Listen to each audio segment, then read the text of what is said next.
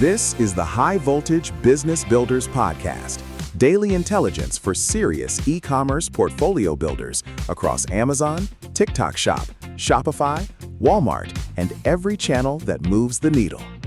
Neil Twa and his Voltage team all day, every day since 2012. Let's get into it. Here's a number worth paying attention to: $175 billion. That's the estimated amount the U.S. government may owe American businesses in tariff refunds, following a Supreme Court ruling that declared a significant portion of those tariffs unconstitutional. And most Amazon sellers have no idea they're in line to collect. This isn't a rumor. This isn't speculation. On April 20th, 2026, U.S. Customs and Border Protection launched the CAPE portal, a dedicated claim system that allows importers to apply for refunds on tariffs that were ruled illegal. As of April 9th, over 56,000 importers had already registered. The window is open. The clock is running. Here's what that means for you, regardless of where you are in your business. If you imported inventory from China between 2018 and 2020, even a single shipment, you may have overpaid on tariffs that the court has now ruled shouldn't have been collected in the first place. For a seller doing $10,000 to $50,000 a month, that could mean a few $1,000s back. For operators running larger catalogs with deeper import history, we're talking tens of thousands or more. Learning Resources, a mid-size company, is potentially owed $12 million in refunds. The problem isn't eligibility. The problem is awareness. And the second problem is paperwork. Up to 82% of IEEPA duty payments, roughly $127 billion, are eligible in this first phase of the CAPE portal.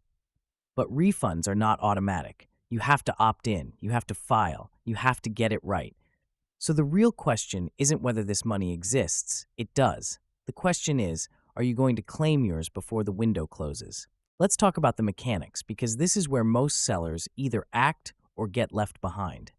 The CAPE portal, that's CBP's claims and processing engine, is currently accepting refund requests in two categories. First, estimated tariffs, meaning duties that were paid but never fully liquidated. Second, tariffs that were finalized within the past 80 days. That second category is time-sensitive by definition. Every day that passes, more claims fall outside that window. In total, this first phase covers approximately 63% of all IEEPA duties collected. The remaining claims will require additional processing phases, so even if your shipments don't fall perfectly into the current window, it's worth knowing where you stand, because the portal is expected to expand. Now here's the critical thing. Lisbeth Levinson, co-chair of the International Trade Practice Group at Fox Rothschild, made clear: Customs is putting the burden entirely on the importer. You do not get a notice. You do not get a check in the mail. You have to go find your own records, calculate your own claims, and submit them correctly. For a seller doing $5,000 to $20,000 a month, that administrative burden is real. You may not have a trade attorney on retainer. You may not have a customs broker reviewing your HTS codes. That's exactly why the Main Street Alliance, a network of 30,000 small businesses, has been pushing for a simpler process. Their executive director, Richard Trent, put it plainly: this is progress, but it's not yet justice. What does this mean practically? If your paperwork has errors, wrong tariff codes, mismatched entry numbers, your claim gets delayed.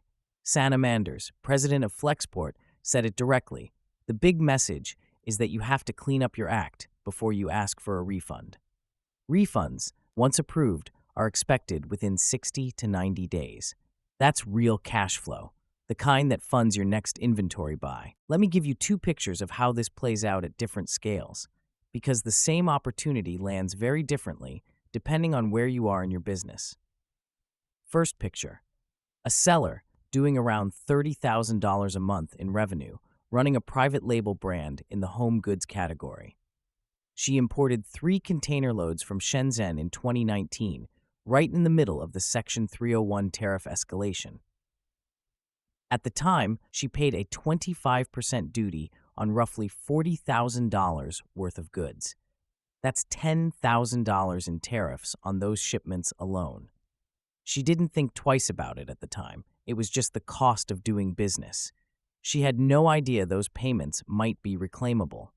When she found out about the Cape portal, she pulled her customs entry documents, matched them against her HTS codes, and filed with the help of her freight forwarder. The process took about a week of focused work.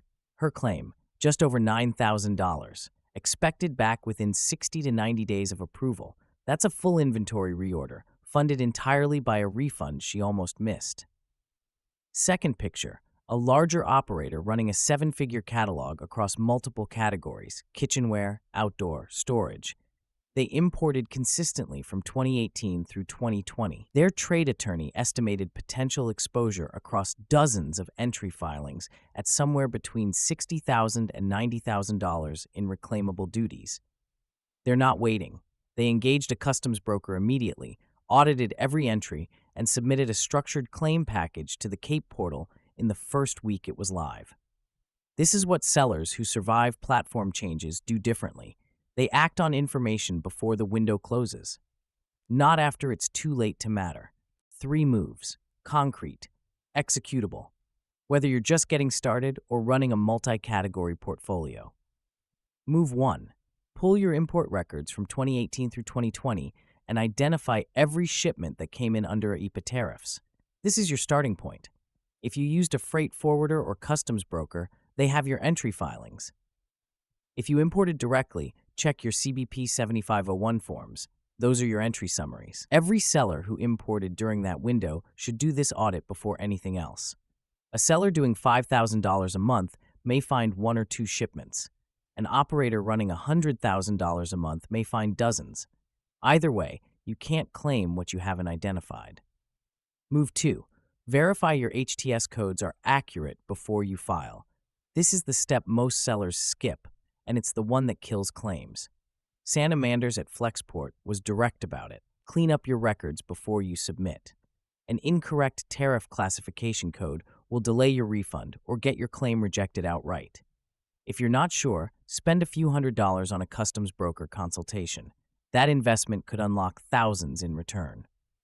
Move 3. File through the Cape portal now. Don't wait for a simpler process. The Main Street Alliance is pushing for streamlined access, and that advocacy may eventually produce results. But the window for unliquidated tariffs and those finalized within the past 80 days is moving. Every week you wait, more of your eligible claims age out of the current phase. If you're a smaller seller and the paperwork feels overwhelming, look at whether your freight forwarder offers filing support. Many do. Some customs brokers are offering contingency-based filing. They take a percentage only if you collect. This is a cash flow event. Treat it like one. $175 billion sitting on the table, 56,000 importers already registered, and the majority of Amazon sellers who qualify haven't filed yet. That gap is where money gets left behind. If this episode did one thing, I hope it made you stop and ask, do I have import records from 2018 to 2020? Because if the answer is yes, you have a real reason to spend a few hours this week pulling documents instead of scrolling through your ad dashboard. This is the kind of thing we track at Voltage. Not just the Amazon algorithm changes and the fee updates, but the external cash flow events that most sellers never hear about until it's too late to act. We've been doing this for 13 years. We've helped sellers at every level, people just getting their first product to market, and operators managing catalogs across multiple categories and 7-figure annual revenues navigate exactly these kinds of moments. The ones that look like noise from the outside, but are actually leverage points if you know what you're looking at. Our approach has always been operator-led. We've lived every stage of this business personally. That's not a pitch. It's just the lens we bring to everything we cover on this show. If you want to go deeper, whether that means understanding your import history, building a brand that can weather tariff cycles, or figuring out how to deploy a refund check into your next inventory position, visit voltagedm.com. Talk to someone who's been in the business, not just studied it. And if this episode gave you something useful, share it with one seller who imported during that window. They may not know they're owed money. Full transparency. That's what we do here on the High Voltage Business Builders podcast. That's a wrap on today's episode. If you're trying to figure out where AI actually fits in your business and where to invest before bolting it on top, head over to voltagedm.com/AI quiz. 5 questions, 60 seconds, a personalized AI readiness score, and an instant foundation gap report. Built for operators, not AI tourists. We'll be back tomorrow with another edge. Until then, stay high voltage.